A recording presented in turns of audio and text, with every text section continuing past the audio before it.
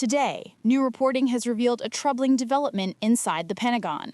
According to sources familiar with the operation, U.S. military officials knew that survivors remained on a suspected drug-smuggling boat after an initial strike, yet proceeded with a second attack that killed everyone who was still alive. The incident took place in September during a U.S. campaign targeting suspected narcotics trafficking vessels in the Caribbean.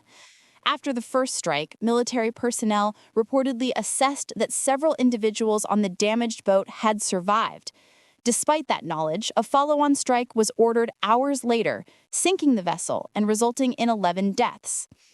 What remains unclear is exactly who authorized that second attack. Official statements attribute the decision to Frank M. Bradley, the head of U.S. Special Operations Command. However, some reports suggest the chain of command may reach higher, potentially including Defense Secretary Pete Hegseth. Secretary Hegseth has denied giving an order to kill survivors and has stated that he was no longer present when the second strike was launched. The administration's explanation has also shifted over time. Initially, officials claimed the second attack was intended only to sink the vessel. Later, they argued that the boat itself posed an ongoing threat that needed to be neutralized. These changing justifications have raised serious legal and ethical concerns, especially because evidence suggests the Pentagon knew survivors were still aboard at the time of the second strike. Legal experts warn that the incident may violate both U.S. and international laws governing armed conflict. These laws prohibit attacking shipwrecked or incapacitated individuals who are no longer capable of resisting. Critics argue that if these details are accurate, the operation could be considered an extrajudicial killing or potentially a war crime. Members of Congress from both major parties are now demanding answers.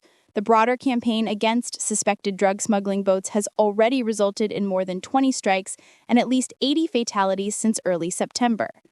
Lawmakers are questioning how these operations are authorized, what rules of engagement are being used, and whether some actions fall outside legal boundaries.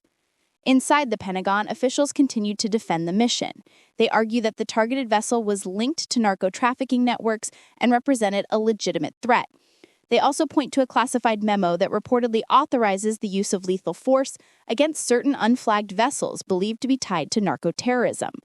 Secretary Hegseth has referred to the fog of war to explain conflicting accounts and delays in confirming whether survivors remained after the initial strike.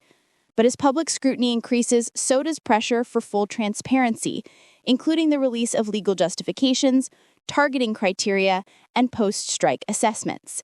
This incident raises urgent questions about how the United States conducts maritime counter-drug operations, what limits exist on the use of lethal force, and whether current policies uphold international law and protect human rights. As multiple investigations move forward, the Pentagon's actions are receiving some of the most intense scrutiny seen in years, and the public is demanding clarity on how an operation targeting suspected drug traffickers ended with the deaths of unarmed survivors.